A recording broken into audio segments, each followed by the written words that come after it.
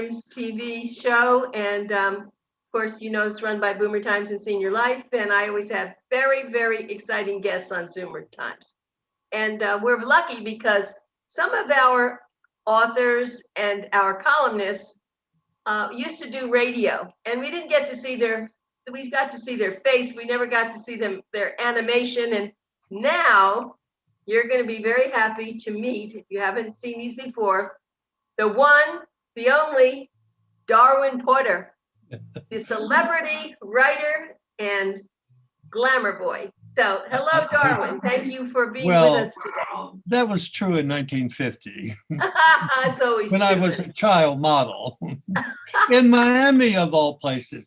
I want to just move around and chit chat, but first, okay, I want to pay a tribute to the oldest living woman in the world. Her name is Sister Andrea, and she lives in Toulon, France. And she just celebrated her birthday, 117 years old. She's a nun and she's blind, but she said, for my birthday, I want a glass of champagne. I think I have deserved it. And she said, I got the virus and we called it, she said, the Spanish flu back in 1918. And I survived that. And I survived this one. And so give the vaccine to people who really need it. And so I want to pay just that little tribute. I used to go and visit Toulon when I had a best-selling book called Frommer's France. So, and I got to meet her one time. She was quite a famous figure, and she was 85 years old then, but she lived a long time. She actually wants to be the oldest living person, but that is Tanaka, Mr. Tanaka, Kane Tanaka in Japan. He is 118 years old. So it's a race now between the two of them who will live the longest. Now, both of them, curiously enough, born in 1903, 1904, that would make Theodore Roosevelt was the president of the United States the year they were born. Now, before you go on, I'd love to put her on the cover of our March issue. Do you have a picture of her? Yes. And you could write, okay, if you do that, I can find out information on her. I would definitely like her to be our one of our images, if you would help me with that. Yes, I could even write a piece about her. Thank you. I think that's splendid. Okay, I'll send you. You don't have to. I have the information. I'll send it on. Now, technically, we don't know if they are the oldest people who ever lived because they're the oldest recorded people. I once read about a man in Siberia who claimed he was 126 years old, but his little village did not keep records, so it could never be verified. So anyway, we wish these people well, and we hope they have a long and happy life. Now, moving on, the quarantine, there have been a lot of complaints about families being forced to live together. I mean, that's lived together 24 hours a day, and sometimes it's not working out. There have been some divorces, a lot of divorces. I mean, just take my neighbors alone. Here on the Hill in Staten Island, one boyfriend slit the throat of his girlfriend. So they apparently, that love affair.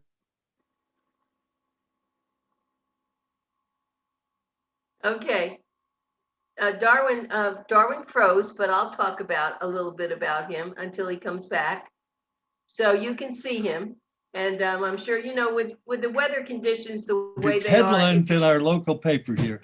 But for me, it has been wonderful for me to be in quarantine because I am getting more work done than I have in a very long time. And are you? Yeah, you're okay. But you know, Darwin, you're also you're still bringing in some people there, producers. You're doing movies from your home.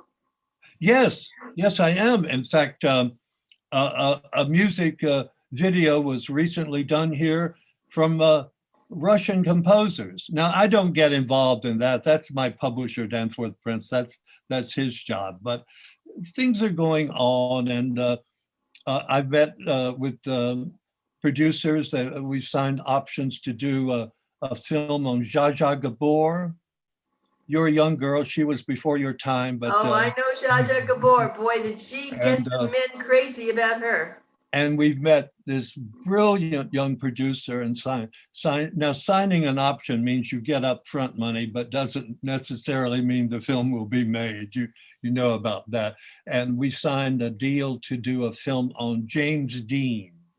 Really? And I did had to do about 3 hours of a televised thing to give them information. I'm so happy they chose my book.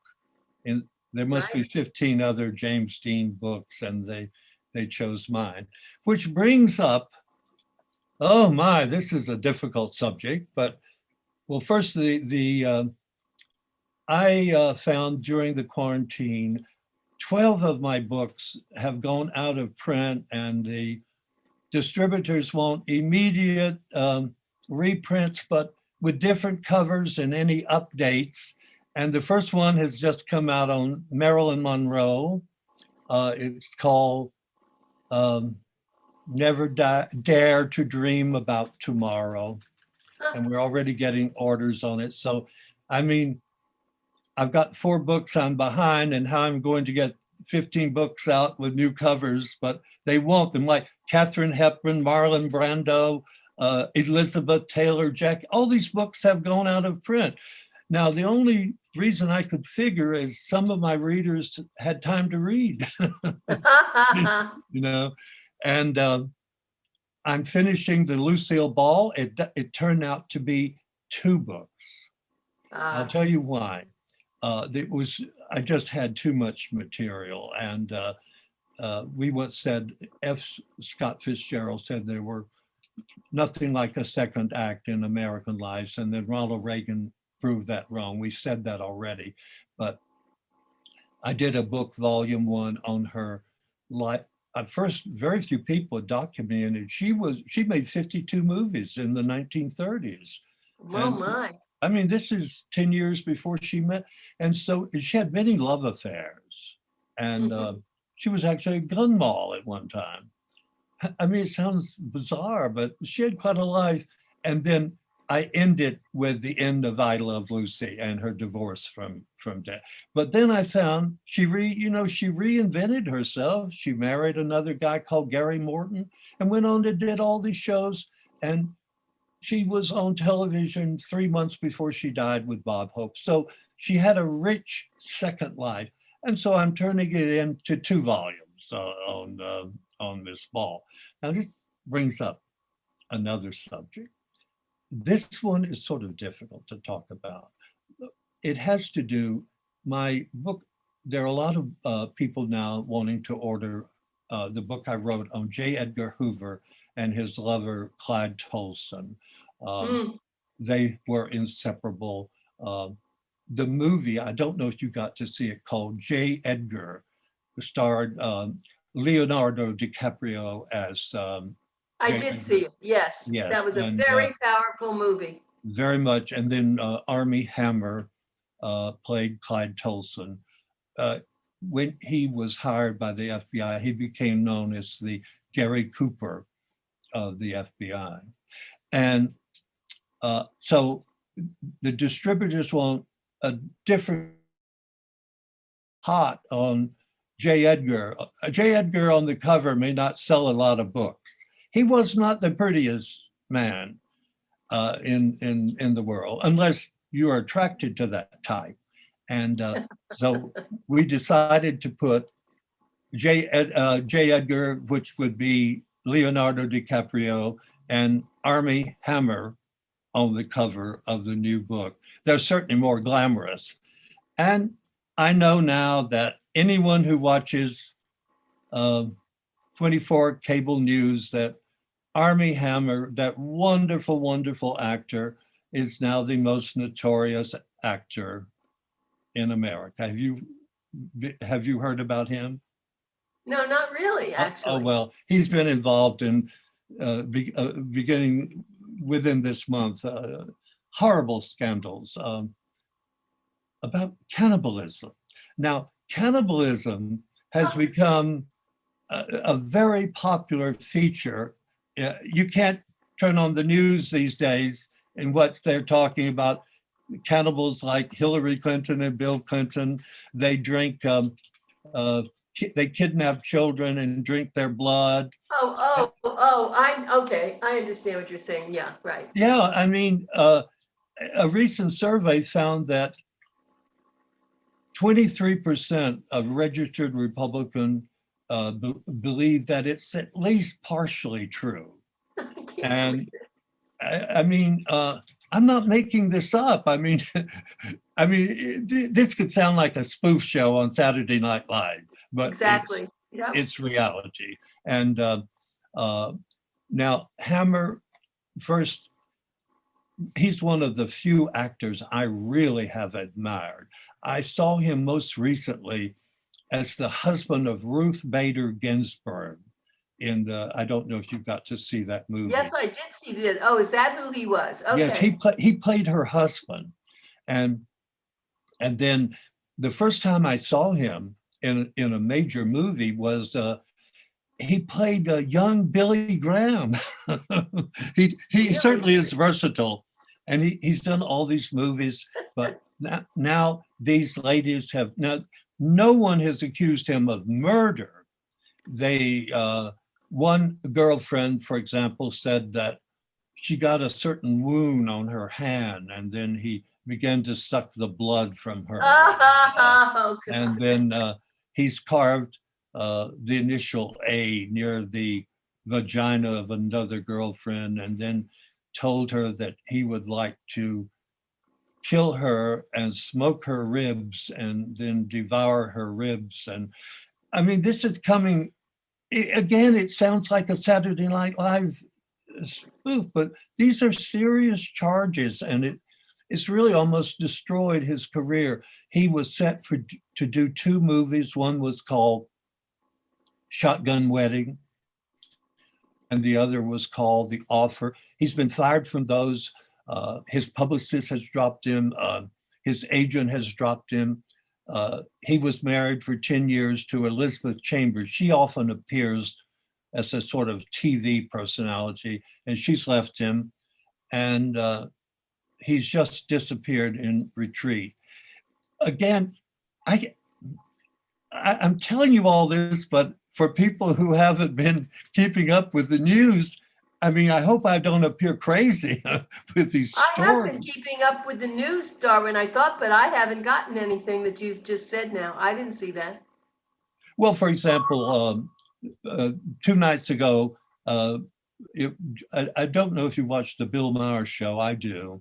And they were talking about Hammer on the show 2 nights ago. And it's been in the news stories and in all the press. And I'll look out for it. I'll look for it now. For the Armie Hammer, and he's a brilliant, brilliant actor, and I've seen most of his movies, and I admire him. And I'm so sorry. Now, obviously, this is called cannibal fetish. It doesn't mean he's not killing those kids like Bill and Hillary are and sucking their blood. I mean, well, he's sucking the blood maybe, but so the question is, am I going to keep him on the cover? Yes, I am. Well, I think he'll sell more books Right. to have him on the cover. I'm sorry to bring this up. It was just, the whole thing is a difficult subject, but with 12 million Americans believing that cannibalism of young kids is going on, it shows at least what sort of country we're living in right now. And I'm just amazed. I am aware, and surveys have shown that many people in the world do have a cannibal fetish. For example, one time I was in Berlin, and I saw in the ad, there was a story in the paper, in the news in Berlin, that one cannibal advertised for victims and 3 people answered his ad. And of course, the police got there in time, so their lives were spared. So we will move on from that, but I just had to connect myself with Armie Hammer and what I'm going to do in this book.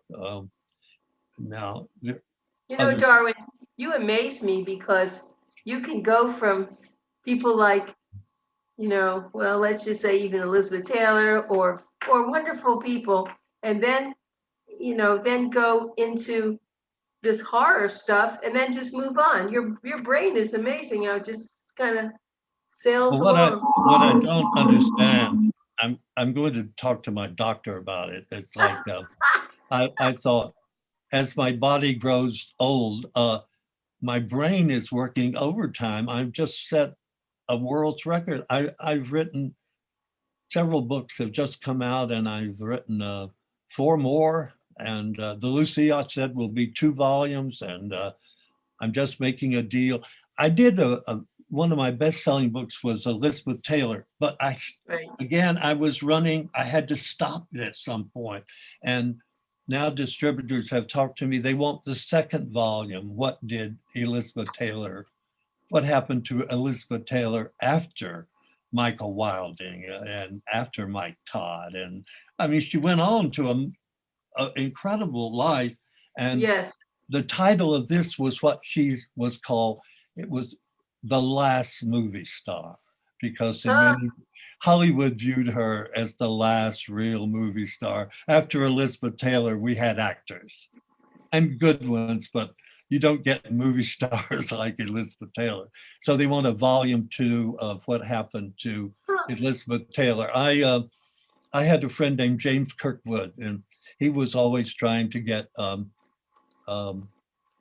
he, like me, signing all these options. And then he did a chorus line, and he said, I had to go to the bank then every day with the chorus line, the big hit musical. And then he said things just started to happen. And the next person he picked up the phone, he said, this is Miss Elizabeth Taylor. Are you James Kirkwood? And he said, yes, I am Miss Taylor. And he said, she said, I've just read your book, There Must Be a Pony, and I want to star as the broken down actress has been. Oh, And really? he was writing about his mother, Lila Lee. She was Rudolph Valentino's leading lady in 1922 and was a famous actress. And he based the story on, and Elizabeth Taylor then brought, I don't know if you got to see it, There Must Be a Pony, starring Robert Wagner, who looked, my God, he looked, back then, he looked at least 20. I talk about a man who didn't age, and he's going on now. He's in his 90s, and he's still doing. I wish him well and a long and happy life. He's having that already, and suddenly things started to happen. Once you have that big hit, like a chorus line, things started to happen for him. And Well, I want to go back to Elizabeth Taylor 1 second, because as much as, her early years were great with movies and all her personalities and the men, I think what I'm going to remember her for is the way that she helped the whole AIDS yes. system. Well, see, the second That was the volume, best thing she could have done. it is the second volume really represents far more of her life. Of course, there were lovers Yeah. along the way. I mean, there would be more love. And certainly I have to write about her last husband, which is the truck driver. But it's an amazing story. And I've got all the material. I just have to put it together. Now, time is of the essence, I mean, how can I do all this? But for example, I have all the material on Rudolph Valentino, and I've written about him for many years. And I've been contacted the president of his fan club. They know I have all this material, and they say we have 100,000 members today. And if you will do the definitive book on Rudolph Valentino, call it The Legend That Never Dies, a century later. And they say, we don't know how many books you usually sell, but you have a guaranteed sale of 100,000 people if you will do the definitive Rudolph Valentino, and tell the true story. It's not pretty, but tell the true story. So that's I don't know anything about him, actually. That's interesting. Well, I do. I'm sure you do. I do, and but you know the name, though. I mean, yes, I know the name, but I don't know anything about him. Really. Well, actually, all of his pictures are now, you can see them. They, not all of them, many of them are lost forever, but he's always fascinated me as a character. And I mean, he do with that kind of worship that, I mean, when he died, girls committed suicide. I mean, really? Yeah, we don't quite have that devotion today, but I thought, that's something I would love to do. And 100,000 sale is not bad. No, it's not bad in today's market, I would say, right? Yeah, so, and I've got the stuff. In fact, I've written a lot of it. So there's just so many things I want to do. And I agree with Miss Zsa Zsa Gabor. She said, one life is not enough. But it's funny that all these things are, I expected, well, I don't play golf, so I won't be joining Donald Trump on the golf course. Thank goodness. But I'm really busy, but I've been busy all my life. I mean, of course, this is nothing new to me, but all these things are coming in, and it's a little bit more than I can do, frankly. I mean, Darwin, you're like the queen bee. All the bees want to come there and give you honey. Yeah, but then weird things come out, like that Rudolph Valentino offer. And I told you on the last broadcast, I still get my usual hate mail. Anybody who has any profile at all today gets hate mail. But I'm in touch with a lot of people who are responding to my work, and it's really given me a good feeling, like I suddenly discovered this person or this person, and I want all your books and I want to read them, and I couldn't believe what I read, except I kept reading. And many of the stories that I told originally, the world came down on me, and now later data has verified what I had to say. And so let me ask you about hate mail. It's nothing. They're just saying they don't like that you did this or that, but nobody's threatening you to come and kill you, are they? Only one time, when I wrote the Steve McQueen book, I got death threats. Really? Yes, a lot of it had to do with people have an image of someone, like the thing with Lucy and Ricky Ricardo. They weren't Lucille Ball and Desi Arnaz, People confuse the image on the screen with what goes on behind the scenes. And what I have always done is I never tell the public image of these stars, which were promoted by studio publicists. If you were a hooker in San Francisco, they say you taught Sunday school. That's how they used to do. For example, she was before your time, but Jeanette Mcdonald was a famous movie star, did all these movies with Nelson Eddy, and she was the epitome, ladylike, glamour. She was worship in the 30s. Nelson Eddy and Jeanette Mcdonald and all those operettas. Turns out she was a hooker in New York before she became this supreme. So these stories are interesting. To me, I view them as great successes. You may be born in the barrio and you did awful things to survive, and then you could climb up to Glory Mountain. Yep. To me, I view that as a triumph, but I wouldn't want to conceal the beginning of how these people came into prominence, fame, and riches.